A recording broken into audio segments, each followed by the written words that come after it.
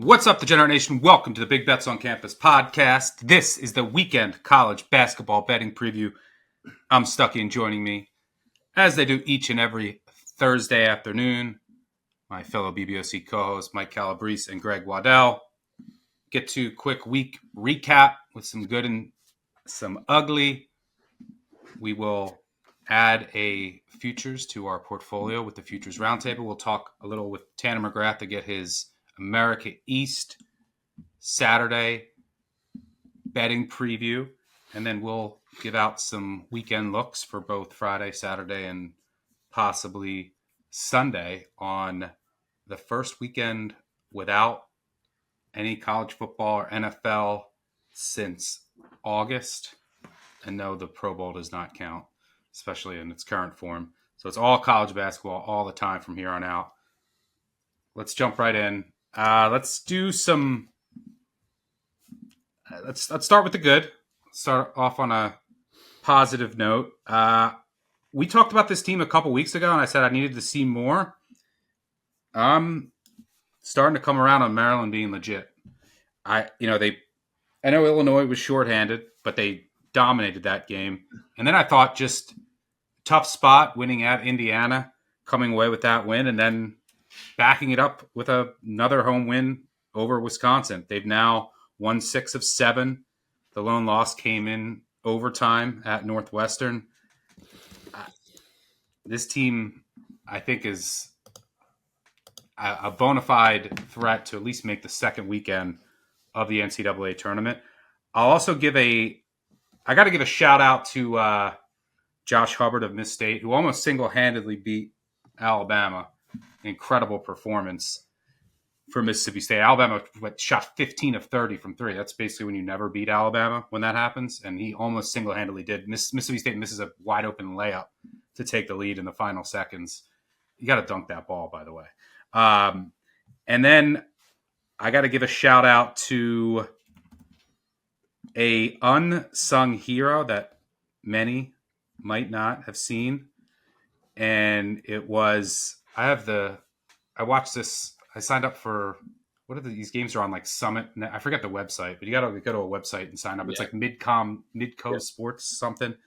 But South Dakota, they were shorthanded, which I didn't even know before I bet it. And Dre Bullock gets the start and goes for 31. And finally, someone made a three against Omaha. I mean, it started out, they were, I think, 70% in the first half, and South Dakota was like 10%. And I said, here we go again. South Dakota makes an incredible comeback to hand Omaha its first league loss. So there's some good that I saw. Greg, I'll throw it to you. Who do you want to shout out? Yeah, the story this season, we've talked about it on this very program, has been it's Duke, it's Auburn. Two teams trending historically dominant, and they've got the National Player of the Year candidates. It's Janai Broome, it's Cooper Flagg. Quietly, over the last 2 weeks, Houston has overtaken them according to every analytics service possible. Czech Torvik, KenPom, Evan Mia, Haslam, doesn't matter. They all have Houston as the best team in the country right now. And I do think people have noticed. Of course, it was hard to notice the double overtime thriller against Kansas, where they were fortunate to win that game thanks to some late game errors. That's one way of saying it, Greg.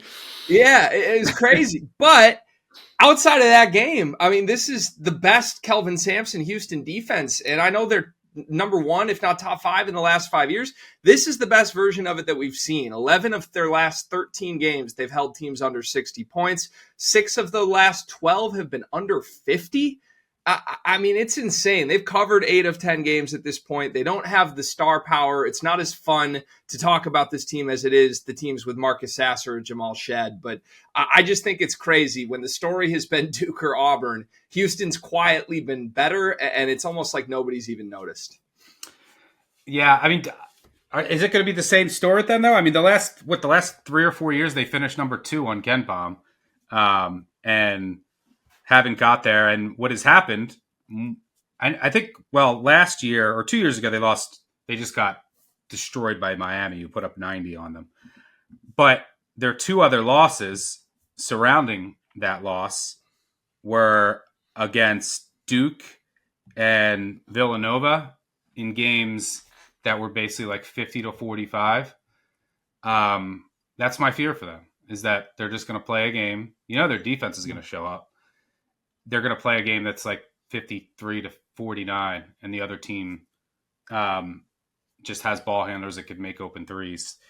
That's my only fear. But yeah, they're certainly in that upper echelon of teams. Now, I will say that, yeah, they got fortunate against UCF. They got fortunate against Kansas, but their only losses on the year, 5 to Auburn, and then in overtime against Alabama and San Diego State. So, yeah, I agree. They're not getting it as much hype as usual. I think people are just tired of Houston being the analytical darling and then not winning it, right? So people are just, but you got to remember how fluky the NCAA tournament is, and it's one and done. But I think that's probably driving some of this. It's like, oh, Houston's the analytical darling again. You've seen this story before. But yeah, they're certainly in the mix to win it all. Calabrese? To shout out your Maryland call, Rodney Rice, I think he's the difference maker. If he plays at any level above 15 points in a given night, I don't really know how, outside of a few elite teams, how you beat Maryland. Because you know what you're going to get from the front court with Reese and Queen. And Gillespie is somebody that I've really liked the addition. Some people say it was kind of a wash in terms of what they lost to the point last year, but at least he's been a stabilizing factor running things for the Terps. But when Rice shoots that well from the perimeter and goes for 20 plus, like, good luck beating that team. And we talked about it in the last episode, Greg, if they slide into that 7-8 seed line, there's a couple teams outside of Auburn and Duke who I think could be susceptible to a round of 32 upset if they get bad luck and they draw the Terrapins. Now, right now, they're trending like they're going to go closer to like a 5 or a 6 if this keeps up the rest of the year. But if they kind of fall back to earth a little bit, they could be a landmine for someone outside of a team like Houston. My feeling on the Cougs pretty much is they're upset proof in the first weekend because of their defense. But outside of that, I still have my concerns about them being able to handle some late game situations on the offensive ends. So, I mean, the Kansas game, we also talked about it on Tuesday. Naturally, it was the most improbable win between two ranked teams in like Ken Palm's entire historical database in terms of a team being down that much in the final 20 seconds and then coming back to win. So does that say more about Houston? I mean, certainly they made the shots, they made the plays. I think Kansas deserves to get raked over the coals for what they've turned into, particularly at home. But this is the positive segment. I'm going to throw out some positivity for a team that I don't think we've talked about much. The Johnnies have lost once since Thanksgiving, a 1-point road loss to Creighton. That's it. They swept Xavier. They beat Nova by 12. They just dog-walked Georgetown and DC by 25. They've covered 5 of their last 6. And this defense is so versatile and athletic. Evan Mia and Ken Palm both have them rated as the 4th best defense in the country. I think it's deserved. Ejiofor has really come into his own this season, as well as RJ Lewis Jr., which I think is interesting because usually in the transfer portal era, if you don't get instant results, it's like, okay, that guy needs to transfer out. He didn't work. Those guys have gotten better, under Patino. So I think it goes as a statement to, certainly something you have to acknowledge, the coaching staff, the player development. That's not something that like gets mentioned all that much in college basketball anymore. It kind of feels like these AAU teams that get thrown together in a single summer. These guys have grown together. I just wonder in terms of their overall ceiling, if Kadari Richmond can ever reclaim some of that offensive firepower that he had last year. Certainly this is a different team. They have different needs. He's not taking as many shots. But my thought coming into the season was that if Richmond was all conference material, maybe they could flirt with a regular season title. Maybe they could make a run in the Big East tournament. They haven't needed him. I wonder if he turns it on a little bit at even just in spots moving forward when they play some of the elite teams. But I'm really impressed with what the Johnnies have done. I think they're still flying under the national radar because they're another one of those teams that I think the general public would say, okay, great, show it to me in March. You haven't done it in 2 generations in March since essentially the 80s. They haven't been able to put it together. So I want to see it as a Johnny fan. I think the defense gives them a very high floor, but I just want to make sure that I'm shouting them out for what they've done in Queens.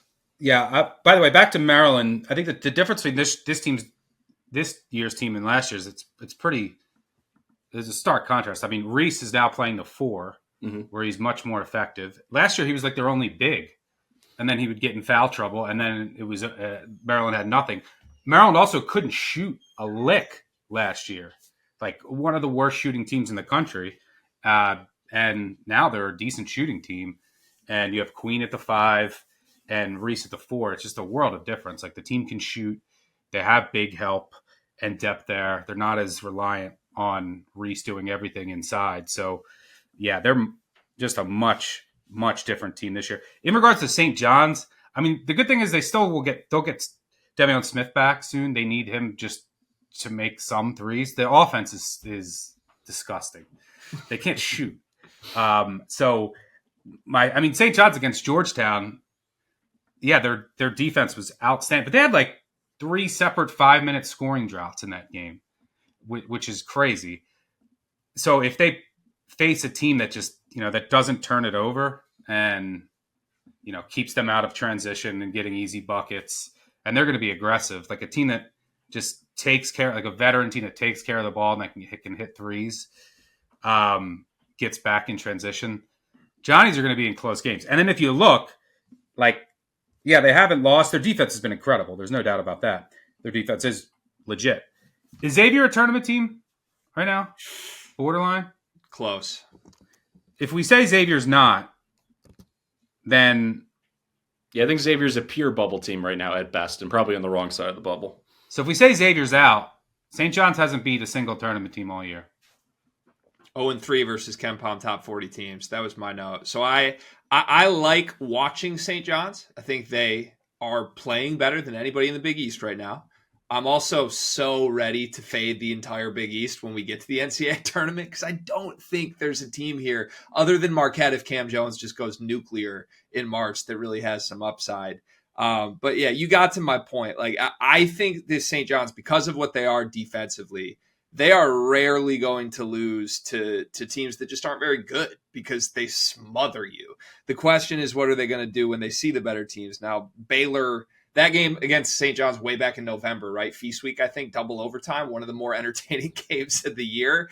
That certainly could have been a St. John's win, and this would negate the point. But they haven't had many quality win opportunities. Shout out to the Big East schedule makers because we get St. John's at Marquette, the final game of the regular season. Hopefully there's some stakes in that game. But to me, I'm still a little skeptical. This might be a good sell high time, honestly, because they've got 2 against Marquette, 2 against UConn coming up, 1 more against Creighton. I think that final stretch will tell us what they really are. Greg, do you have any thought? What do you think is wrong with the Marquette offense right now in league play? Like, is it just shot making? I mean, because obviously they shoot a lot of threes and they're not going in right now. But I mean, all year they haven't been a great shooting team. Yeah, I think they're really one-dimensional. And as good as Cam Jones has been, what made last year's team special was you had this guy so capable that was really relegated to like a space the floor shot making role that could do more. This year's team, it's all Cam, and he's been slumping. I forget what his conference only numbers are right now, but I think coming into this week, he was like 18% from 3 in conference play. He's up to 25% in conference play right now. They're just going to go as he goes, and he's been very iffy since conference play started. It's a lot of pressure on one guy. Yeah, a lot on his plate. Like, is he starting to is there just going to be fatigue there and especially towards the end of the year? It's something definitely worth monitoring. Make extra money daily from your sports betting? Stuckey from Action Network here. You know I'm always about finding ways to take sports betting to the next level, and that's exactly why I'm pumped to tell you about Edge Boost, the financial platform that pays you cash back to wager. Edge Boost is an online bank account that pays you for every deposit.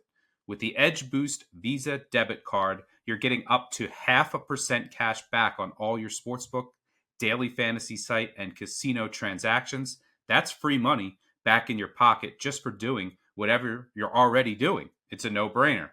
Plus, your Edge Boost debit card starts with a $250,000 daily limit and will never be declined for gambling activity. They've got built-in tools to help you stay responsible, and there's absolutely no hidden fees or minimum required balances. So stop leaving free money on the table. Visit edgeboost.bet to learn more and sign up today. That's edgeboost.bet. Let's go to the ugly or a rant of the week. I got to go TCU. I had TCU plus 14. Luckily, I know some people had a worse number. Some people had a better number. Luckily, they threw a length of the court pass with 2 seconds left and dunked it to push. They're down 7 with 2 minutes to go, and they have a breakaway layup. The guy gets clobbered. They don't call it. There's a breakaway 3 the other way. And they missed a million free throws, covering the whole game and don't cover. Sickening. They also lost the starting guard with like 10 minutes to go. I feel like I'm betting football. Every team I bet, a starting guard gets hurt in the game, or there's like injury. It's insane lately. So very mad at TCU for sure. And I also had Georgetown, so I'm mad at myself for betting them against St. John's, because that game, it was like 20-0, 6 minutes in, and I was like, oh, this is toast. Greg, how about you? Who are you mad at, or what do you want to rant about? I'm disgusted by the Tennessee offense, because this is a team I have developed a lot of respect for, or a program that I've developed a lot of respect for. I loved the whole angle that, hey, this was the year after the year. Everybody thought Connect was the guy that would take them to the run, and Lanier was arguably on a Connect-like pace through November, and maybe this is going to be the year they surprise everybody. This offense is so limited. And against Kentucky, a team who has not been good defensively at all for 2 months, but the one redeemable thing they do is guard the three-point line. They get torched inside, and Tennessee just refused to attack them inside. They had like 9 chances in the final minute, down 5 points, and they're just launching threes repeatedly and getting the offensive rebound. It was driving me insane. Zakai Ziegler's a tough kid. He is a limited offensive player when he looks to score for himself. And he's been on a lot of winning teams at Tennessee where if he's in the third or fourth option role, great. He can do all his gritty leadership defensive things and get the ball to the better options. This team just doesn't have those secondary guys. I mean, Igor Milicic can be that guy. I don't trust the eye test with him at all. Gainey is way too inconsistent. Dubar was supposed to be a great piece from the portal, and he's barely playable right now. But I just couldn't believe my eyes. 45 threes in a game against the Kentucky defense. They shot 15 for 67 from 3 in back-to-back losses this week. Ziegler was 1 for 17 himself. Rick Barnes has to look in the mirror and get this right, because if their plan is just to launch from outside, it's going to be a very rough end of the season for Tennessee. Well, speaking of the Vols, are you too fearful of them on Saturday? Because that's one of the spots of the year. They have a 1 billion point revenge from getting embarrassed in Florida. A game where they started 1 of 25 from 3. And they're coming off 2 straight losses. Florida is legit. They're good, but they've also had the easiest SEC schedule to date. Florida did not score in the half court in that first meeting. And I don't think their half court offense, which is so reliant on their guards penetrating, really works against Tennessee. They scored 0.8 points per possession in the half court. Florida wants to run. They were able to do that some in the first meeting, because that's what happens when the other team goes 1 of 26 from 3. And Florida's a lead in transition, 92nd percentile frequency, 88th percentile efficiency. But Tennessee gives up the 5th fewest transition possessions per game in the country from a frequency standpoint. So they usually just don't let you get in transition at all. Now, I worry a bit about the offensive glass for Florida, but Tennessee's going to get threes. I think Florida's been running a bit fortunate with their 3-point defense. Tennessee's going to have to make their shots. If they do that, then they'll be able to set up their half-court defense, and I don't think Florida's going to have much success. Tennessee, are they due to make threes, or are they just slumping? I don't know, but from a spot perspective, it's as good as it gets. Are you too afraid of Tennessee right now? I am, but I applaud you if you're not, because I see the smirk on your face, and you may talk me into this by the end of the episode. It is the spot of the year. I will say Ziegler's whole run to the locker room limping, Barnes called it out at halftime. He's like, that's the toughest kid I've ever coached. I've never seen him react like that. Now, he toughed out the second half, but he looked like he couldn't really move and just kept launching threes. So I'm a little worried there's an issue there. And if he's not 100%, I think Tennessee's cooked given how much they ask of him. But no, you make a lot of good points. The spot screams Tennessee, certainly a revenge play. You're 100% right. The Florida defense has a lot of 3-point luck going for it this year. And, if you're waiting for luck to flip, Tennessee is due to just shoot 50% in one game. So I'm staying away because I'm terrified of Ziegler's injury. Yeah, Ziegler does need to be 100%. I need to check on that for sure. Just the ball pressure that he can help. provide on the perimeter to kind of take Florida out of their half court offense is massive. So yeah, I'll try to get more intel there. Calabrese, what do you got? I'm still not over Kansas, what they did against Houston. And then they come back. That performance against UCF does not move the needle for me whatsoever. They're 1-4 against the spread in their last 5. And you look at it, I think their defense has some holes that aren't necessarily easy to spot when you just, peruse their advanced metrics. But they don't force turnovers. 14% of opponent possessions ended in turnovers. That's 260th in the whole country. They foul a little bit more than I'd like to see. And they're 15-5, straight up in their overall record, despite extraordinary 3-point variance in their favor. Opponents are shooting less than 30% from long range. That's the 20th best mark in terms of being fortunate in terms of those triples falling. And I'm just going to call this out now. There's going to be some fool's gold brewing in Lawrence, because when you look at their upcoming schedule outside of hosting Iowa State, here's the slate: at Baylor, at K-State, home against Colorado, at Utah, at BYU, home against Oklahoma State, at Colorado. That's what's around the bend. They're going to start stacking wins. They're going to find themselves back in the AP top 10. And I think the prices are going to start to be a little bit prohibitive in terms of backing the Jayhawks. So I think I'm just going to start unloading the clip at the end of that run in terms of taking points against KU.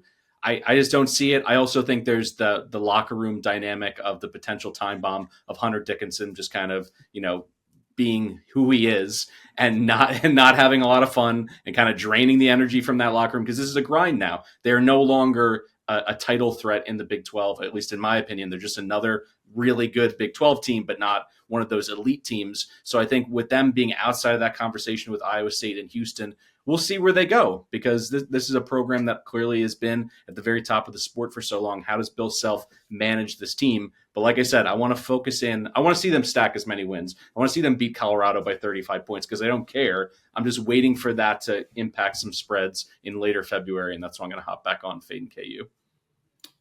KU Baylor. Yeah, I mean, I don't. KU's definitely flawed right now. But Self's still trying to figure out just what this rotation should look like. So we'll see if he gets it figured out. I mean, I think the problem has been that AJ Storr has been a complete disaster. He's been nothing. He hasn't brought a single thing to them. And I agree. I mean, once again, though, how bad is Baylor's defense? Could they make them look really good? Could Kansas carve them in transition is what I'm worried about. But I'm also worried about Baylor's they're like so short depth-wise right now. They're coming off 2 altitude games, 1 in overtime. I don't know. I think it's a decent spot for Baylor. Kansas, speaking, you mentioned the 3-point regression. Like, Baylor can make them pay. Edgecombe's playing phenomenal as of late. I think that it would help them if they got Love. I don't know what's going on with Love, and Jeremy Roach, if he's back, they just need more depth. Just more, like, that would help a lot. I think Roach is close. He was in concussion, and they played Tuesday. I think it's been like a week and a half, 2 weeks. So that could help. And then we obviously have to watch the status of DeJuan Harris. I don't think Kansas is nowhere near the same team without him out there, contrary to like a small minority of Kansas fans who think otherwise. But Harris, it was a Tuesday game, but he couldn't do anything. Self said he couldn't do anything on the ankle on Tuesday. But yeah, there's some personnel watch for that game. Do you have any quick thoughts on that, Greg? Baylor, Kansas?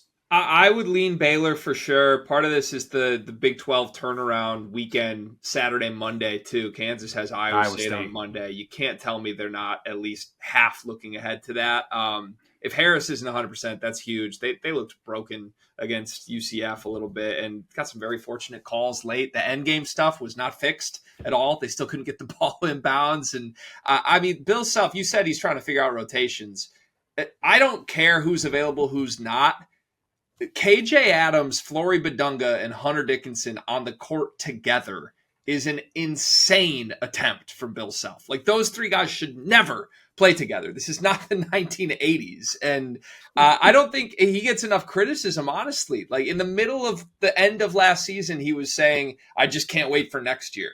And we're just supposed to accept that AJ Storr, who was awesome last year, is unplayable. Rylan Griffin, who was very good at Alabama, is unplayable now.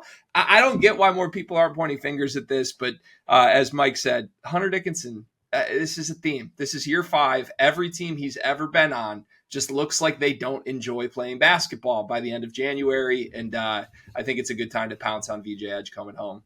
End of the regular season, by the way, they finished with Texas Tech and Lawrence at Houston, home against Arizona. Like I said, I want as many empty calorie wins against the Oklahoma States and Colorados of the world so that there's wind in the sails of the Jayhawks, at least from public perception wise. And I'm just going to fade 3 games in a row.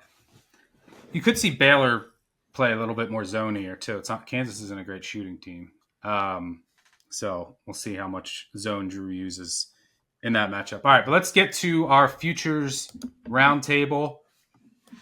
If you are just joining us, our 2 team futures on the season are Illinois and Texas A&M to make the Final Four.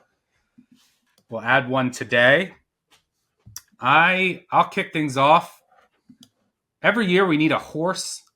We need I think just one national championship future. I forget if we had one last. I think we did have one last year. We hit with UConn 2 years ago. I forgot to go back and look what our national title future was. It was not UConn. So I'm going to go with Iowa State 12-1, implying what 7-8% chance, which I think isn't too egregious. But I think that if I look at the schedule, by the way, yeah, they go to Kansas. It's probably a loss, but it's like a coin flip-ish game. Even if they lose that game, you have Kansas State at home, TCU at home, UCF, Cincy, Colorado. If they win that Kansas game, there's a good chance they win 6 straight coming up here before they go to Houston. And then, you got Oklahoma State, you have Arizona, revenge game at home, BYU at home, then Kansas State. This is a team that I think is going to just stack up wins the rest of the year. And if you look at their losses, they lost to Auburn on a neutral court at the buzzer. They lost to Arizona because of a 55-foot prayer. And then they lost to West Virginia in a game, and they went 1 of 18 from 3 on the road. I think this team has all of the pieces. You have as good of a backcourt as you can ask for. You have a guy in Curtis Jones who can just get red hot. Last year, they did not have the post play, and they didn't have the rebounding. If you look just last year's raw numbers, they were 197th in defensive rebounding rate, top 50 this year. 2-point percentage offense, 140th last year, 26th this year. They have the offense to match. They fit the profile of a team that can win the national title. They're 13th in adjusted offensive efficiency, 6th in adjusted defensive efficiency. And they're building depth now because Momcilovic, who I think is really important to their offense, he's been out. You have some other guys stepping up. But he's coming back. Cast is off. This will be week of rest. And they're, by the way, they're really well coached. Otzelberger said week 4 is probably aggressive. Week 4 of his recovery. So that would probably put him, I'm assuming he comes back February 15th against Cincy, a week before the Houston game. So I think this team has it all. Offense, defense. From a shot volume perspective, they can rebound on both ends. They don't turn it over. They turn you over. It's I think this is a team. And by the way, if you look some of the markets out there, so they're up 12-1 at a couple places. I think they should be 10-1. And I think that they're in that elite tier of the top 4 or 5 teams. And if I look at the Final Four odds, Auburn's -120, Duke's -120, Houston's +140, Iowa State's +160 at a very prominent book. But national title odds, you got Duke and Auburn at 4-1, and I can get Iowa State at 12-1. Now, I don't think Iowa State is as good, but I don't think they're too far behind. And I think they're in that elite tier. So, and I have no interest in backing a team 4-1 in the futures market. So 12-1 is my case for Iowa State as our horse to win the national title. Greg, you're going to your backyard. I'm going to my backyard. So I'm going to propose something that I think maybe defies the talking point nationally on this team. Michigan State, 6-1 to earn a 1 seed. Now let's talk 1 seed candidates here. Duke's going to get one, ACC champ. They're going to create separation. Houston's going to get one, Big 12 champ, create separation. Auburn's likely going to get one, SEC champ, likely some separation. Outside of that, I don't think the Big East champ is getting one. I think you're looking at a team that may lose 5 or 6 games in the SEC or the Big 12 that jumps up and gets that 4th 1 seed, maybe in Iowa State, like you mentioned, maybe in Alabama. Those are probably the lead candidates, or the team that's already created the separation in the Big Ten, the league that Ken Pom says is the 2nd strongest league in college basketball this year, even bigger, even better than the Big 12. Maybe they just hold that separation. I mean, if they do exactly what Ken Pom projects, they finish the year 16-4 in the Big Ten, win the conference by 2 games, 25-6. Sounds like a 1 seed to me. Everybody wants to point out the fact that their schedule was really backloaded. The entire months of December and January, where Michigan State didn't lose, undefeated for the first time in Tom Izzo's tenure. They didn't really play anybody all that good other than Illinois. That was the game with all the fouls on Yakashonis. I get it. All fair points. But while everybody wants to say, the good teams are coming, quietly, Michigan State has proven they're not going to lose a bad one. That's not going to happen this season. They're not going to slip up against a team they shouldn't. There will be no black marks on the resume. And from a resume standpoint, when we talk March, yeah, maybe it's not great for their Big Ten championship hopes, which they're 2 games up on Purdue on right now, that they have some big-time opponents coming up. But these are quality win opportunities. If they go 500 down the stretch against the Purdues, the Illinois, the Michigans of the world, this team's going to be right where they want to be, still be 2 games ahead on everybody else in the league. They're 7th in the AP poll right now. If they start to win some of these games, I think that only rises. And maybe the biggest thing, Purdue, they only play once. They play them at home at the Breslin Center. I know I'm making a case that they're just going to win the Big Ten comfortably. But if they do that, I would take a chance on them at 6-1. You compare it to where Alabama is priced right now. You compare it to where Iowa State is priced to get that 4th 1 seed. They're both around 2-1, 2.5-1. I think it's really good value on the Spartans, who are very likely to win the Big Ten at this point. Yeah, my only pushback would be, obviously they've played the easiest conference schedule to date. Everyone has already talked about that, but they're non-conference, not great. Does that hold them back from being a 1? I mean, they beat North Carolina in overtime. Are we sure North Carolina's getting in? And then they lost to Kansas and Memphis on neutral courts. The rest of their games were jokes against a bunch of clowns. So does that hurt them? My prediction is that if they're close, they're going to a very Iowa thing to do would Iowa beats them in like the second to last game. To clinch their NIT berth. But yeah, I don't hate it. Are you coming, or are you like starting to come around on Michigan State? I mean, it's hard to, they're winning this game, so you have to give them credit, but I mean, it's not like we've seen them against elite teams, and you can always say like, hey, Penn State wasn't at full strength. Illinois got a bad whistle. Rutgers wasn't at full strength. So there's all these caveats, but the depth is there. Obviously they're well coached. Are you starting to come around on them, or do you still have just seeds of doubt? No, I am. I think you don't make it through the month of January without a loss, without kind of proving those doubters wrong. And I just don't think they've earned the narrative credit that they deserve at this point. Their depth is truly impossible to prepare for. Like every time you listen to one of the opposing Big Ten coaches talk about it after the game, they're like, we have no idea how to prep for this team because the 8th leading scorer might be the guy that kills us compared to the 1st leading scorer. And nobody ever, like if they get in foul trouble, it doesn't matter because they've got 3 guys at every single position. I think we talked about it a couple episodes ago. Jace Richardson is the guy that we want to see emerge. He went to Madison Square Garden against Rutgers and was the best freshman on the floor in a game that did have a hobbled Dylan Harper, but Ace Bailey played. And Jace Richardson stole the show, in my opinion, off the bench for Michigan State. So I see a path for the ceiling. I just, again, from a March perspective, everybody wants to say, well, the tough games are coming. if Michigan State really just is quietly very good, that's a good thing. They're going to pick off some of these better teams. It's going to improve the resume. They're top 20 in adjusted offense and defense right now. I kind of just start to think they're a buzzsaw, and this might be the time to pounce because truly the reason I like this play, I mean, otherwise you could just lay the number and bet them to win the Big Ten, which is still reasonably priced right now. But I like this play because I think there's 3 stone cold 1 seeds, and I think the 4th is going to be a gauntlet. And while I like Iowa State, I like Alabama, there's certainly other teams in the SEC that could work their way into the mix. They're going to pick each other off in a way that I don't think Michigan State is going to be picked off down the stretch. I kind of want to fade them this weekend against USC just because I think they're getting the peak of the market value. But I'm afraid USC, number one, if they get in foul trouble, they're screwed. It doesn't matter for Michigan State.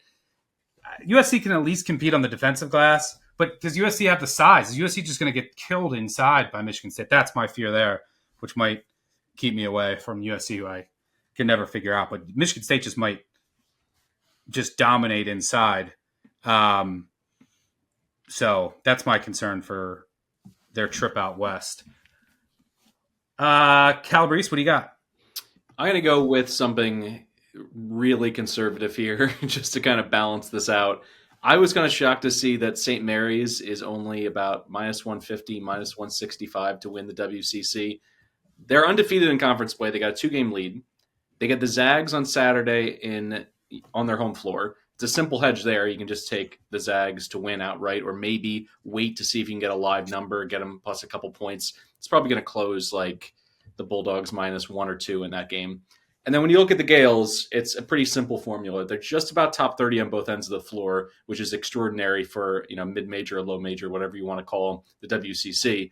And then the winning formula, they play really slow. They're a great half-court defense. They're a great rebounding team. They have very few turnovers. They're incredibly well coached.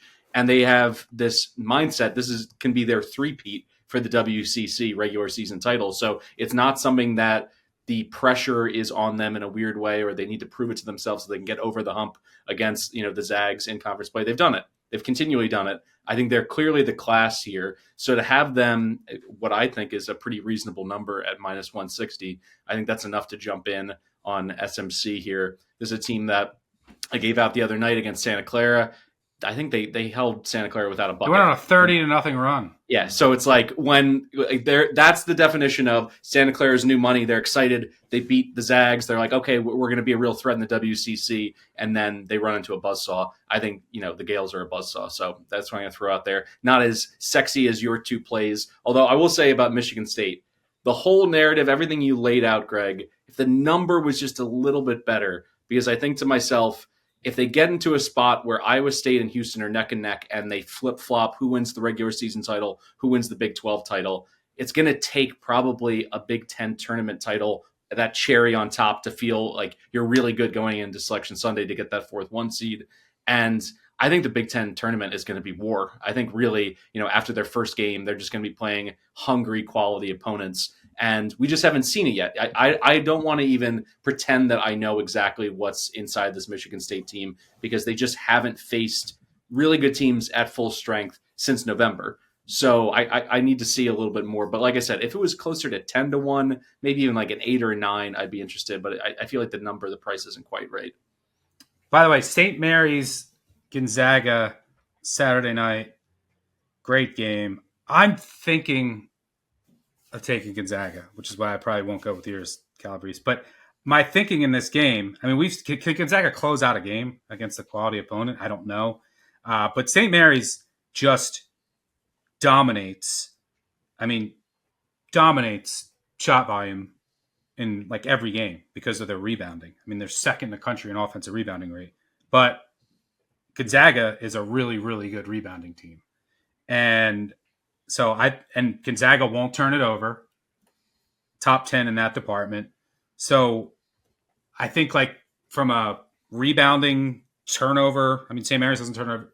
Like that's all going to be neutralized. Mm-hmm. And then I think it's Gonzaga's talent that wins out, because I think they do have much more talent. But I don't know. Do you have any thoughts there, Greg? I just kind of agree. St. Mary's has been the class this season. Gonzaga's been so up and down. Like if you get A+ Gonzaga, I think they would beat St. Mary's. I think they'd beat almost anybody in the country. If you get F Gonzaga, they can lose to anybody in this conference. So I'll take the team that just is more stable. I think they've been much better coached. I mean, Mark Few still doesn't seem to have a pulse on who should be in his rotation or who should be featured night to night. I don't like that at all. We saw Battle go nuclear in Gonzaga's last game off the bench. It's almost like it happened by surprise at this point. So, yeah, I'm staying away from a betting spot purpose just because, like, I do get weary of the team that's 2 games up in the standings looking down at the rival that needs this one desperately. But over the rest of the season, like, St. Mary's is going to win at least a share of this league. So it's a safe play, like Mike said. All right, let's go to the vote. 1 for Iowa State, 2 for Michigan State, 3 for St. Mary's. 3, 2, 1. Did you vote for your own? Can't vote for your own. Who's me? Yeah. Oh, I thought 2 was St. Mary's. No. Then 3, whatever St. Mary's is. Okay, we got a tie. Give me, before I break it, give me your what your thoughts are on Iowa State future. Greg, I'll start with you. I will be honest. I like the Iowa State future. This was gamesmanship to try and get my Michigan State one across because I knew Mike was voting for yours. Iowa State is one of 4 teams I think are most likely to win the title. The one fear I have with them is who's the NBA level guy, which I do think is a necessity. I know that's become a talking point in recent years. I think Mark Titus trademarked that, but Curtis Jones is great. He was, I think, 0 for 8 or 1 for 8 from 3 last game.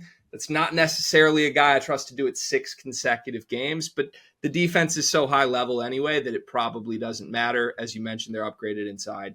I really like the play. This was gamesmanship to try to get my Michigan State across the finish line.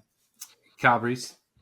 I mean, if anyone has credibility to say he likes Iowa State, it's me, because I just dumped on this team all last year, and Lipsy doesn't have to be the offensive guy. He can be exactly who he is. He can be a defensive stopper. He can be a light facilitator. Any points are just, an added bonus. But when Momcilovic comes back, this team is better than Houston. I don't care what all these advanced analytics say. I got my eyes. This team is better than Houston because defensively, yes, Houston is super elite in the last 10 years. Iowa State's a damn good defensive basketball team. They're well coached. They're always prepared. They have a much higher, in my opinion, at full strength, offensive ceiling. And I've seen enough of Houston sputtering out in the second weekend. I know that Shed got hurt and that you can have some excuses, but this Iowa State team, I think, has a different gear, and I think you're going to see it. And at anything north of 10-1, this is, to me, one of the years where there's going to be absolute heavyweights that battle their way to the Final Four. I'm really hoping that, as always, we get an entertaining round of 64, round of 32. But I want to see Duke. I want to see Auburn. I want to see the best team in the Big 12, which I'm putting my neck out there saying it's Iowa State and not Houston. I want to see those teams in the Final Four, and I think they're one of them. So I'm going to go with the Cyclones here. I think it's a really good bet at this price. Let me get one more concern pulse for you. I'll play devil's advocate here. How much of Iowa State's magic these last 2 seasons do we attribute to the awesome home court advantage that is in Ames? They haven't lost at home in over a season and a half. Haven't lost this year. Did not lose last year. Go through their schedule. They lost 8 games. They lost a bunch on the road to some not great teams. Lost to Kansas State, lost to Oklahoma. They lost some neutrals in the non-con that year.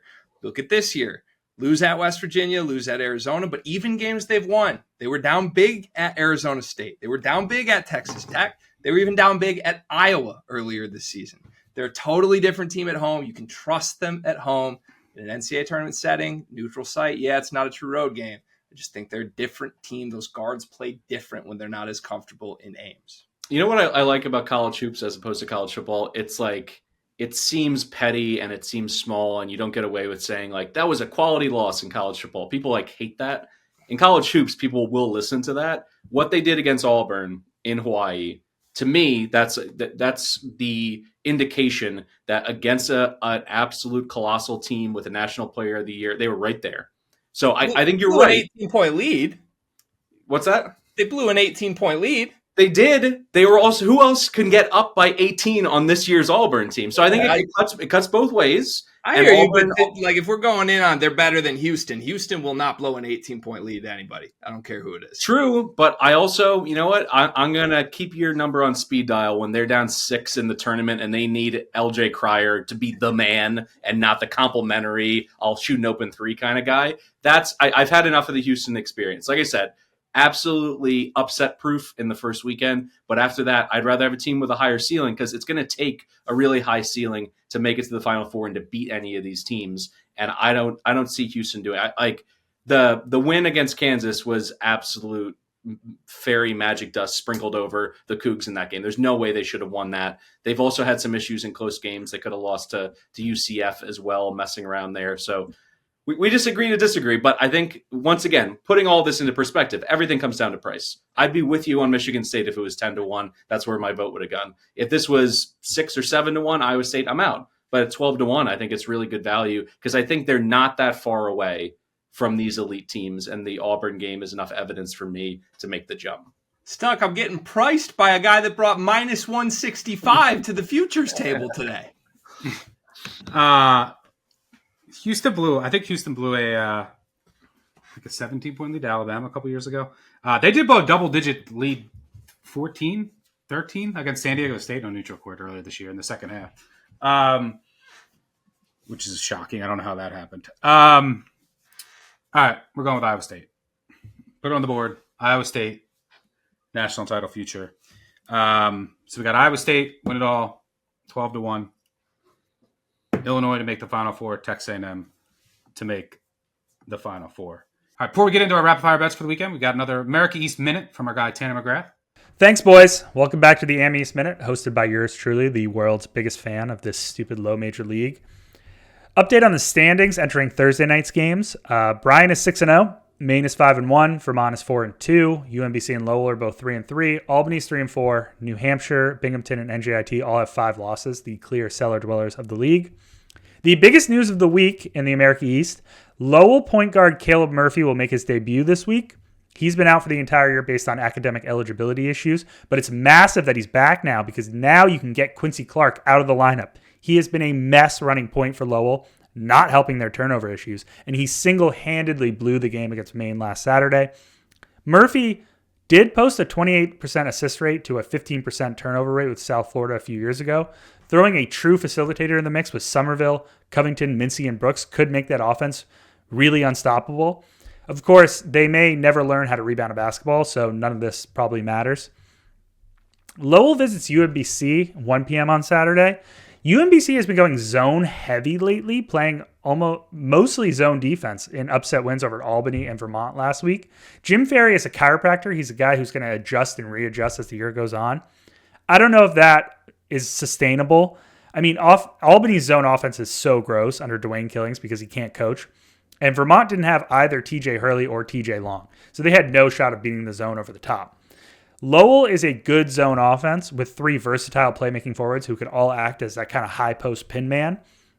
Of course, on the other end of the court, UMBC's offense is scary when it's clicking, and they could rip apart Lowell's vulnerable defense. The Riverhawks are bad at the point of attack, and they haven't defended the interior well, so Bryce Johnson and company could just attack off the bounce over and over. These two teams rank among the top 3 conference teams in paint points per game and in the bottom 3 in paint points per game allowed. So it should be a really fun matchup and potentially a good over game, but I need to see how UMBC plays Bryan on Thursday before making any strong takes here. Maine heads to Patrick Gymnasium in Burlington, Vermont, 2 p.m. Eastern on Saturday, and this feels like a dead shot under game to me. Even if TJ Hurley returns from injury, I think you can just zone Vermont to death. Their offense is so broken. They have no spacing to run the 5 out, and they have been a disgusting zone offense this year. It's half the reason why they lost to UMBC last week. And Markwood has been awesome in how and when he deploys the use of his aggressive 2-3 zone with Jaden Clayton and Kellen Tynes at the head of the snake. On the other end of the court, Vermont, for all of the catamount flaws this year, is still a very good ball screen coverage unit with Shamir Bogues at the point of attack, which is so important against Markwood's ball screen motion offense. Also, Maine is still due for all sorts of negative 3-point shooting regression on offense. And once that hits, those ball screen lanes for Tynes will close up. Also, the pace in this game should just be plodding. I mean, both games between these two went way under last year. Bryant visits NJIT 2 p.m. Eastern. Should we go back to the well and hit NJIT first half again? I think so. They've covered the last 3 times, I think, in the first half.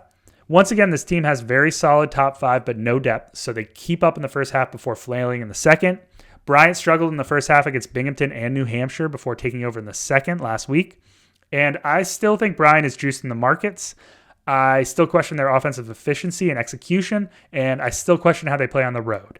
And they are just a tad vulnerable in how they defend the dribble. So I think Tariq and Sebrov can take advantage of that. Finally, Binghamton visits Albany at 7 p.m. Eastern on Saturday for a little Am East nightcap, and I have no clue what will happen in this game. I lean Albany because I still think the Danes are a tad undervalued because of their athleticism. And Binghamton is just horrendous at defending the dribble. They are just absurdly flat-footed. And so they can't stop fouling anyone. I mean, Albany won the first head-to-head matchup basically only because they went to the line 25 times. Binghamton also shot 45% from 3 at home in that head-to-head matchup and still lost by 5. But again, Binghamton could just crash downhill against Albany's horrific interior defense. I have no clue what will happen. I'll probably stay away from this one. Otherwise, thanks, guys, and I hope to see you next week. Thanks, Tanner. And before we get to some weekend looks, just want to remind everyone that the stage is set for Super Bowl 59 and the many prop bets to come. That means now is the perfect time to upgrade to an Action Pro subscription because only Action Pro subscribers get real-time pick alerts from our experts like Super Bowl prop masters Sean Kerner and Chris Raybon, plus all the tools you need to turn a profit betting in 2025. Right now, new subscribers can get $40 off a year of Action Pro at actionnetwork.com/SB for Super Bowl. Again, that's actionnetwork.com/SB. That's $40 off for the full year, so you'll be covered for the Super Bowl, March Madness, baseball, NBA, and even next college football and NFL season. So don't wait. Visit actionnetwork.com/SB to get $40 off Action Pro. And if you're looking for early Super Bowl props from Sean Kerner, Chris Raybon, and more, check out the Action Network podcast for 2 sets of live shows. Next Wednesday, February 5th, the first will be at 4 p.m. Eastern and the second at 6 p.m. Eastern. So mark your calendars for Wednesday, February 5th at 4 p.m. Eastern and 6 p.m. Eastern on the Action Network YouTube page and in the Action Network app. All right, let's get to some weekend looks. I'll start. I already mentioned the Tennessee spot. Here's a good spot. This is a team that's right squarely on the bubble that could use a win. UCF against BYU.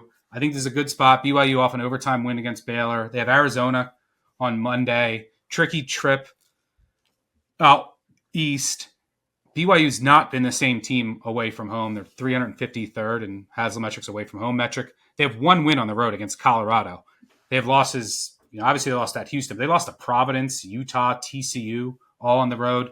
UCF playing better. In January, top 20 adjusted offensive efficiency. They're 21st in momentum. I think they can give BYU's defense trouble in multitude of ways. Off the dribble and from 3. BYU gives up a ton. They're either going to zone or pack it in, and their defense just really isn't that athletic. I think UCF can take advantage. And UCF's not really rim reliant, and that's all BYU tries to take away with their structure. UCF also has played the hardest schedule in the Big 12 to date. BYU, one of the easiest. Look at UCF's league losses. Kansas twice. They almost won at Lawrence. At Iowa State, at Arizona in the game they were in. Houston at home by 1. And this is still a team with wins at Texas Tech and at home against A&M. I think their pressure can bother BYU. UCF's transition defense is horrible, but BYU won't hurt them there.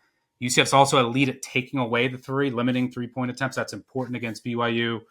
So, this is the number 1 3-point attempt rate offense in BYU versus the number 1 3-point attempt rate defense in UCF. UCF also wants to run. BYU's transition defense is horrendous. When they're in the half court, a lot of isolation ball with Hall, Johnson, and Ivy Curry. BYU really bad defending in that aspect. 19th percentile for synergy. I think it's a great spot, great matchup for UCF. BYU not the same team on the road. So give me the Knights at home. Greg, what do you got? First off, I love the UCF spot for sure. The coast to coast trip for BYU is always scary, and UCF's been playing really well lately. I am gonna go try and pinpoint what I am calling a reverse Signetti here. We have Purdue and Indiana on Friday night, and if you take yourselves back to college football season, you know exactly what happened when these two teams met. A very competent football coach against a very overmatched football coach in Ryan Walters was packed up. I think they lost by around 60 points, and he was fired in about 5 days. Matt Painter has a chance to get some revenge here. Mike Woodson is so on the hot seat. I mean, if this really is a dramatic loss, we could see an in-season firing, I think. It's almost certainly happening at the end of the year. Indiana, the close game results these last two games, I think, are muddying the fact that this team purely does not have a lot of fight when they play some of the best teams in the country. Think back to what we saw in the battle for Atlantis. They were down 28 to Louisville. They were down 20 to Gonzaga before losing by double digits. 5 of their losses have been pure no-show blowout fashion this year. I think that Purdue, with a week to prep in Mackey Arena, I mean, you just saw the blowout win they had against a much better team in Michigan that offered the same inside dominant size problems that the best version of Indiana in theory should here. I'm not going to bet against Painter. And they blew out this program last year. Obviously, Zach Edey was there. But when Purdue's been sizably better than Indiana, they've had no problems with this Indiana program in recent years. Somehow, some way, Mike Woodson comes into this game 3-3 against Matt Painter in his college tenure at Indiana. I think Painter wants to leave a little bit of a sting, a sour taste in his mouth, knowing this could be his last chance at him. I expect a run up the score type victory from Braden Smith and the Boilers at home. They blew him out twice last year, right? Yep, 20 and 21. Yeah. Let me see. Let's go to Friday. You have a Friday look, Mike. I do. Last Friday, by the way, thanks Boilermakers for absolutely killing my golden player prop. They just boat race Michigan. The Wolverines fire up, 33s in that game instead of running their offense. And I think he still got to 14. But if it was a regular game, I think it was still the right side of it. But that you always have to take that into account. Blowouts, foul trouble, whenever it comes to bigs. Friday, I like Princeton over Yale in the Ivy. The Bulldogs are probably going to be favored here, even though it's on the road. The Bulldogs are 11-6 overall, 4-0 in Ivy League play, but they played the bottom of the barrel. They played Columbia, Harvard, Brown, Dartmouth. Those 4 teams overall, 34-34 in Ivy play, 4-12. Princeton, meanwhile, thanks to Evan Mia, we have this resume quality metric. They are tops both in wins and losses. So you look at what they've been able to do and acquit themselves when they've been playing up this year. They've really done a nice job. And listen, they whipped St. Joe's. They upset Rutgers, which the big caveat whenever you're talking about a game of the Scarlet Knights, was Dylan Harper available and healthy? Yes, he was, and they still beat him. So zooming out for this game in particular, I got Xavier Lee, I got Caden Pierce. I think they're the 2 best players on the floor, and to be in any position to be catching points, or if it's a true coin flip, I like it. Yale star John Poulikitis, he's been up and down lately. He shot them out of the game with Rhode Island. I know he scored a ton in that game, but he was 2 for 10 from 3-point range. A dud against Brown, not that they needed him in that win, and 4 for 13 against Dartmouth. If he doesn't play really well and he doesn't hurt Princeton from the perimeter, I think the Tigers are going to win this one by 2 or 3 possessions because they're really strong in the defensive glass. They don't turn it over, and they just need to survive a 3-point barrage if it comes, because teams have shot decently well against Princeton from long range this season. But like I said, I got the 2 best players on the floor. This is a game that's going to go a long way in determining the regular season champ in the Ivy. I think Princeton's the best team in the Ivy, so I've been waiting for a nice situation to get a decent price, and this is the only time it's going to come. The rest of the time for Princeton, they're going to be laying big points outside of playing Yale, so I'll go here in the Ancient 8. Yeah, I mean, Princeton's going to have to make their threes here because they're not going to get any rebounds on the offensive end, but they don't turn it over. And like you said, they are good on the defensive glass, which is important against Yale. But Yale gives up a ton of looks from the outside, and Princeton's a good shooting team. So if they can just make their threes at home, I like the spot as well. Greg, I'll go back to you. You mentioned Michigan. Calabrese has mentioned Golden. You're looking to fade Michigan on Saturday? Yeah, I am, especially given Golden's status, because after that Purdue dud, he came home against Penn State and was sick and tried to tough it out, but just did not look like himself at all. I think he played 17 minutes, 4-2. I mean, he's never been that low on production in a Michigan uniform, and just 100% did not look like himself. So, look, betting on Rutgers or even betting any part of a Rutgers game is a terrifying proposition, given you never know who's available or what the status is. I mean, I despise. Of course, they win at Northwestern with like everyone out. Yeah, I just despise that this program seems to keep it shrouded in mystery. I mean, why can't we just report that Dylan Harper's hurt before the Madison Square Garden game against Michigan State? But regardless of the ins and outs lately for Rutgers, somehow they've been playing better, and it's mostly due to Ace Bailey's dominance. They're 3-2 in their last 5 outright, but Torvik has them the 42nd best team in the country. We don't know what's going to happen with Harper, but as long as Bailey is playing to this level with the shot making he's been doing really for 5 games. I know the 37 points against Northwestern was one thing, but he's been sensational for the last 5 games. And he's in that a matchup nightmare for Michigan, because you've got to try and go Danny Wolf on him. And as special as Danny Wolf has been, he's probably going to end up in foul trouble or just spending so much effort on the defensive end that it ends up affecting him offensively, which can't happen if Vlad Golden's not 100%. Meanwhile, while Rutgers is trending up, Michigan's been really bad. This is not a little blip. They're 2-2 in their last 4 games, 103rd nationally in that span. The biggest change is teams have figured out how to guard the big-to-big stuff with Danny Wolf. Purdue just switched it, and they had no answer. Danny Wolf has always struggled as a one-on-one scorer going back to his time at Yale, especially if Vlad's not healthy. There's nobody they can throw the ball inside to. The guard play for Michigan is not good enough. If you try to move it to Trey Donaldson, he's uncomfortable running pick and roll. So I think Steve Peichel, this year's defense, not nearly as good with Harper and Bailey and the in and out of the lineup, but Peichel's a great defensive coach. If there's a scout on a team that is out that he can prepare his guys with, he's going to have them ready. I think Michigan's really easy to scout right now. Rutgers catching points at home. I think they can win the game outright. Yeah, I don't know if I'm going to go there, but who's playing for Rutgers? Question I'll be asking the entire year. I'm going to go Wake Forest. Hopefully this is coin flippish line, what it's projected to be at home against Pitt. Wake's tourney chances on life support. If you look at their schedule, where are the big wins going to come from? They need this game. And first of all, this is a fate of Pitt, who I'm not a believer in this year. Also a good spot for Wake. They're coming off 2 straight losses, but it's against the 2 hottest teams in the ACC, in Duke and Louisville.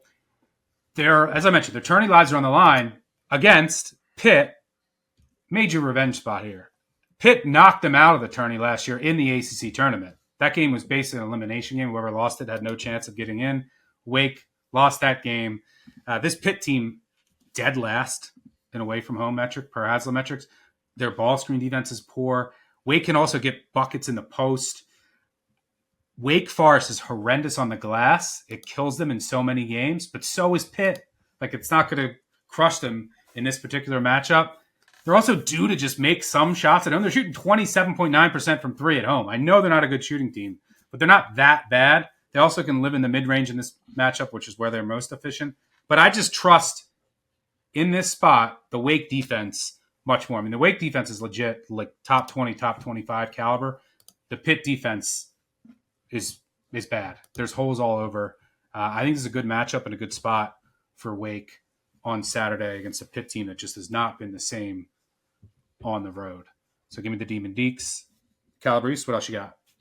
All right, I got one bottom of the barrel that I'm very excited to get to in a SWAC matchup of the year. But let's talk UConn at Marquette first. Golden Eagles laying 6.5. I'm interested in the home favorite because I was thrilled to see UConn pull that out of the fire against DePaul and keep themselves a little bit competitive in terms of the spread here. They just can't be trusted on the road. They can't be trusted defensively. Like, talk about a drop-off from a team that you watched the Huskies under Hurley last year, and you're like, this team is like a Swiss watch on both ends of the floor. They are playing 3-dimensional chess. They know exactly what they're doing, how to take the strengths of every single opponent away from them. That's not this team this year. They look lost at times. They're still working on their rotations, in terms of both who's on the floor and then actually moving to cover open shooters. And we touched on it earlier. I think Greg was dropping some stats about Cam Jones in conference play. He's 8 for his last 32 from long range.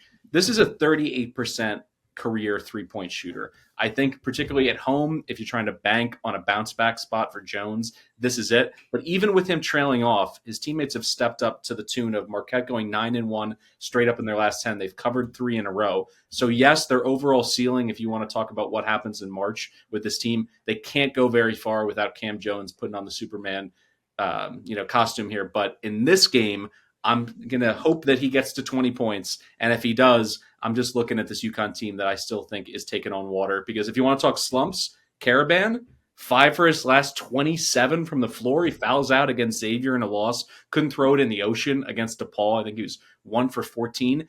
What's wrong with him? He was somebody who was such a reliable role player in the last 2 title runs. And UConn, 11th among Power Conference team in Haslametrics Paper Tiger ranking. They've just come unglued. So the last part of it is Huskies last year at this point, and then how they finished the year, first in Evan Mia's defensive rating. This year, they're 6th in the Big East. They're just another team. Just take the name brand away, take Hurley's name away from this, because he hasn't been able to coach him up this year to pull him out of this. And I know 2 possessions seems like a lot. I'd probably go up to 7.5 in this spot, but I think this is the right side. I think Shaka Smart is going to get a win that's going to put a little bit more win behind them as they try to race to the finish here in the Big East. Yeah, I do worry about UConn defending Marquette in all their pick and roll action. I mean, that's the way that UConn has been playing defense. That's very worrying. Maybe UConn gets McNeely back, though. But I also do worry about Marquette. I just don't know exactly. I can't pinpoint exactly what's wrong with their offense. I worry about them on the glass. And will they actually get to the line? Like, that is UConn's. They foul everybody. Marquette never gets to the line, this team. So what gives there? But yeah, UConn is they're kind of just still living on their old reputation as far as their lines are concerned. I mean, when's the last time they covered at Georgetown? Other than that, I think they haven't covered. Man, you got to go back to like mid-December. So yeah, they've not sure where the bottom is for UConn from a market perspective. But I do worry about their defense in this particular matchup. By the way, do you know who's number 1 in that Haslametrics paper tiger metric? Like the least paper tiger? Wasn't it Baylor for a while? I think Baylor, it's changed because Baylor's... No, weren't they the most? They were the most paper tiger. Right. Yeah, I'm saying the least. Oh. So number one in that metric. Wake Forest. So I have a theory that Wake Forest, their metric, from like a metric standpoint, and like they were hurt by some, like they played a bunch of quad 4 games, and they were up by like 24, like with 8 to go, and gave up like 15-0 runs and like meaningless runs to make it look like they only won by 8 to 10. So which like makes their profile look a little worse overall. And that's why they're, from a paper tiger perspective, if you look at that metric, like they play the better teams better, but that might be just because of some of those runs against the worst teams. Wake Forest is definitely an interesting team. Greg, one of the biggest games, by the way, Arkansas, Kentucky, this city is abuzz. I think the line's out now, 11.5. You got a lot of the Arkansas players who used to play for Kentucky coming back. Coach Cal obviously coming back. Curious to see the reception there. And that should be interesting. The other big game of the day, UNC Duke. You have a play here, Greg? I do. I'm going to bring some historical rivalry numbers to this. Now, I understand this is a very unique rendition of this rivalry because it's one of the bigger mismatches in terms of caliber of team that we have seen in this rivalry. So take all of this with a grain of salt. But I had a little hypothesis that going back through the years, the first meeting of the two in this rivalry is usually the game that is played closer. If there is some sort of mismatch, the second game maybe is where the team exploits it. But with two storied programs that always have big time one and done type freshmen coming in, there's a feeling out process early in what a North Carolina Duke rivalry is. And maybe you don't see the full go version of either team in the first rendition of it. In 22 first meetings, going all the way back to 2003, 17 of the 22 have been decided by single digits. That is way more than the second meeting if you go through the series here. And since 2003, if you do look for the times where there's been one team here that's significantly better than the other, there have been 10 games total, so 5 years since 2003, where one of these two programs has been top 10 nationally, and one of them has been outside the KenPom top 25 at the end of the year. 8 of those 10 meetings were decided by 13 points or less. The spread's at 13.5. That's what I'm seeing to open this. I think it's a lot of points. RJ Davis, 6-3 against Duke. He's going to be comfortable here. You think about the personnel in this game. North Carolina swept Duke last season. Davis, Cadeau, Trimble, Withers, Washington, all on the floor playing serious minutes in those games. Duke really has Tyrese Proctor that's a serious part of this rotation that's been in this moment before. Everybody else is brand new. And look, I don't like fading Cooper Flagg as much as I'm sure you guys don't, but there is going to be some, whoa, this is big. This is not Wake Forest at Cameron Indoor anymore. Are we ready for this? And I think the reality with Carolina is they are talented enough to play with anybody. I mean, they have had chances to win their biggest games this season. They led in the final 4 minutes against Kansas, Michigan State, Florida, Wake Forest, Pitt. They couldn't score They just late. can't close out a game. That's a problem. But this team is not sizably worse in talent than anybody in the country.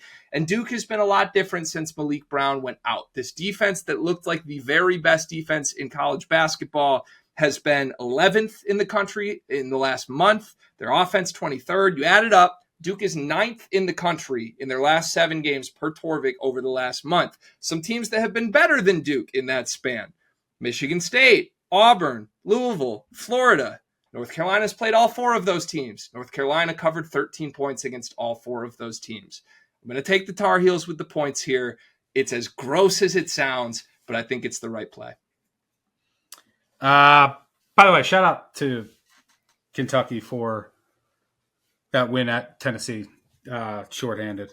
Got to mention my Cats. One, and yeah, I don't necessarily disagree with that. Who's covering Flag, though? Just nobody? He's just going to get his, whatever? Just nobody. So, yeah, it is a good point on the Duke defense, though. Last one from me. I'll make it quick, so we're going over on time. It's time. I think it's time to sell Creighton. Give me Eric Dixon to go for 30 against the cough drop, as he always does. I think he goes for 30 every time he plays Creighton, and Villanova beats Creighton at home. All right, that's it. You got anything else, Calabrese? I mean, I wore my Delta Devil green to talk. Oh, yeah, we got Mississippi Valley State, the first plug of the year. Oh, all the fans boy. in their car driving 2.5 hours from Itta Bena, Mississippi to Pine Bluff to take on the Golden Lions. Bart Torvik does a 0 to 100 thrill factor for every game. This is rated -9, the lowest game of the entire year. Disrespectful, Torvik, just disrespectful. Give me the Delta Devils plus 15.5 here. Arkansas Pine Bluff, second to last in KenPom. The Delta Devils dead last. But here's the thing. The Devils' defense looked pretty good against Southern, who's going to win the SWAC, and against Grambling. They held those teams to 65 and 63 in the past 2 games. Pine Bluff, the worst home court in the SWAC. First time they've been favored all season long against a Division I team. Now all of a sudden they're laying close to 16. And the assignment's simple. Just stop Doc Bradley. Hell, he may even stop himself. The guy can turn it over 5 to 10 times in a single game. He's the whole offense. He's going to take 15 to 20 shots. A lot of them are going to be threes. They're going to run plenty of stuff through him. So the high variance factor here, if he got into foul trouble somehow, all of a sudden, the Delta Devils could have a shot to win this thing outright. And this message is for you, Art Tate. I need your brother. He's the best player on this team. He gave Grambling 21. He gave Utah 23 earlier in the season. He is the only option offensively. If he can get 15 to 20, I think they can muck this up, hang around. I'll be glad to take the points. And a shout out to, they've had just some of the best announcers, Mississippi Valley State, over the past couple of years. Andre Williams Jr., Caleb Brunson last year when they won their first game of the season. I thought they were going to storm the court. They have a rotating students, play-by-play color combo. I hope that this becomes an iconic game. They get a win. It goes viral. They deserve it. Everyone who's associated with this program, they've taken so many paycheck games. They've traveled. They've been, the road warriors playing all across the country, essentially bringing in money, not just for the basketball team, but for the whole athletic department. So my heart is with you, Delta Devils. Please keep this within 16 points. Arkansas Pine Bluff doesn't deserve to be that much of a favorite. Almost 17 points against anybody. So there we go. There's my SWAC play. There used to be, what was the website? Greenwood Live? There used to be some radio show. Maybe it's still around that broadcasts SWAC games. Hilarious. Amazing website. I gotta find it. I'll tweet it out. Was it Goodwood or Greenwood? I forget. I'll find it. All right, Mississippi Valley State. I can promise you I will not be joining you on this bet. So good luck.